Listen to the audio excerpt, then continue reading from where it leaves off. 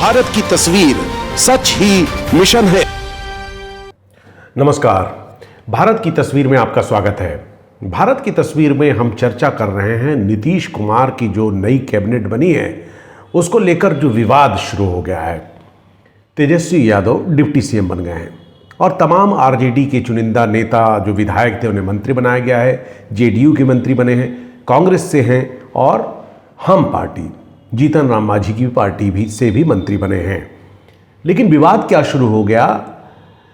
सबसे बड़ा आरोप सुशील मोदी ने लगाया है, जो बीजेपी के सबसे बड़े चेहरे माने जाते हैं बिहार से और राज्यसभा के सांसद हैं।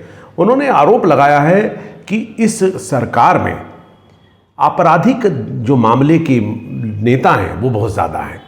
माने ये जो सरकार है, जो जंगल राज की बात कही जा रही थी कि बिहार में जंगल राज होगा, लालू यादव की जिस तरह से जंगल राज की बात हो रही थी, एक बार फिर सुशील मोदी ने आरोप लगाया है कि बिहार की जो सरकार बनी है उसमें आपराधिक मामले दर्ज होने वाले नेताओं की तादाद, विधायकों की तादाद, मंत्रियों की तादाद बहुत ज़्यादा है।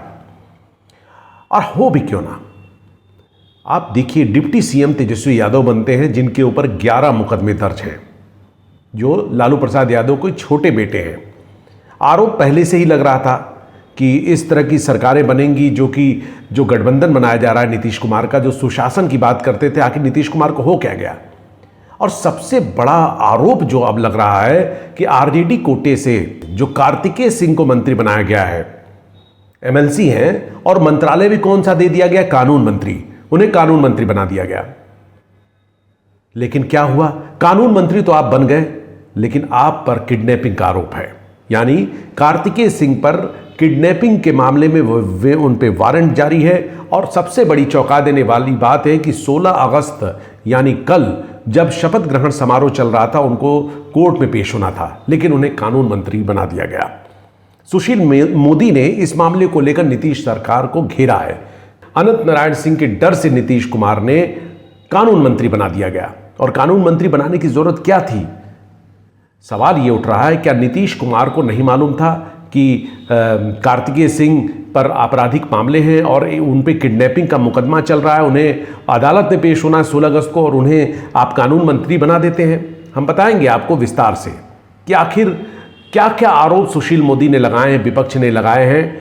जाहिर सी बात है कि भारतीय जनता पार्टी और नीतीश कुमार की सरकार थी, अब वो गठबंधन टूट चुका है। एक बार फिर से नीतीश कुमार मुख्यमंत्री हैं और तेजस्वी यादव डिप्टी सीएम हैं और तमाम जो आरजेडी के नेता थे वो मंत्री पद से सुशोभित हो चुके हैं। लेकिन आरोप प्रत्यारोप का दौर जारी है। इस समय नीतीश कुमार की कैबिनेट में 33 मंत्री हैं, जिसमें 24 मंत्रियों पर आपराधिक मामले दर्ज हैं, जबकि 9 मंत्री बेदाग हैं। यही मुद्दा बन गया है कि आपने जो कैबिनेट बनाई है उसमें आपराधिक मामले दर्ज होने वाले मंत्रियों की तादाद ज़्यादा है, जिसमें से 9 हैं उन पर तो एक भी मुकदमा नहीं चल रहा है, लेकिन खुद उप मुख्यमंत्री तेजस्वी यादव पर 11 मुकदमे चल रहे हैं।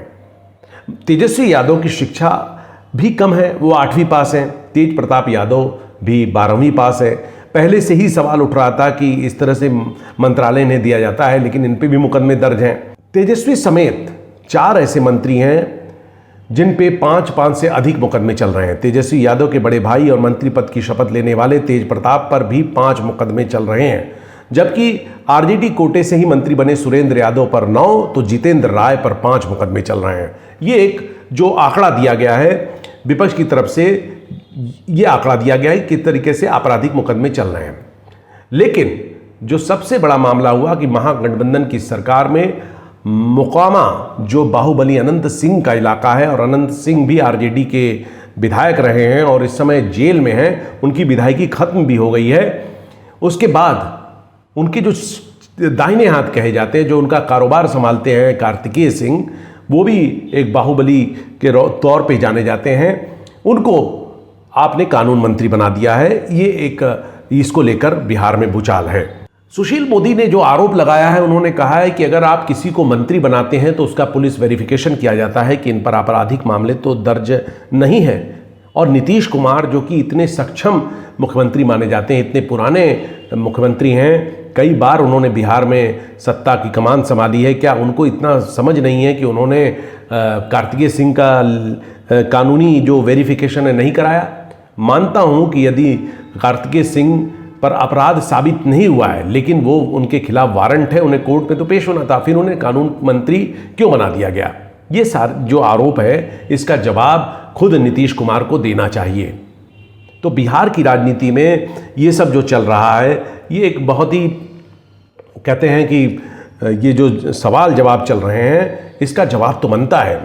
सुशील मोदी ने यहां तक आरोप लगाया कि कार्तिकेय सिंह को इसलिए कानून मंत्री बनाया गया ताकि आरजेडी के जो सुरेंद्र यादव हैं, ललित यादव हैं, रमाकांत यादव जैसे लोग हैं, उन पर भी केस चल रहे हैं, उनको खत्म किया जा सके। ये बहुत बड़ा आरोप है सुशील मोदी का कि एक आपराधिक मामले में दर्ज आदमी को कानून मंत्री इसलिए बनाया जाता है ताकि वो बाकी जो मंत्री बन रहे हैं जिन पर आपराधिक मामले दर्ज हैं, उनके मुकदमों को वो खत्म करा सकें। इस समय विपक्ष में बैठी बीजेपी, जो कि सत्ताधारी विपक्ष बीजेपी थी, उसको मौका मिल गया है और वो नीतीश कुमार को घेरेगी, या क्योंकि नीतीश कुमार ने खुद तेजस्वी यादव के साथ और आरजेडी के साथ जब गठबंधन तोड़ा था तो उन्होंने भी आरोप लगाया था कि उनके साथ वो काम करने नहीं दे रहे हैं।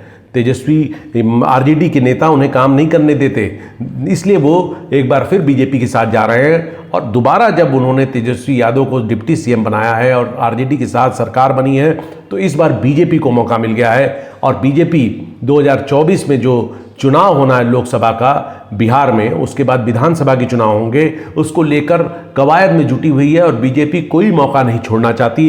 इसलिए बीजेपी ने जो बाहुबलियों को, जो आपराधिक प्रवृत्तियों को के लोगों को मंत्री बनाया गया है, उसको लेकर निशाने पर नीतीश सरकार को ले लिया है। आप बने रहे भारत की तस्वीर के साथ। नमस्कार। भारत की तस्वीर सच ही मिशन है।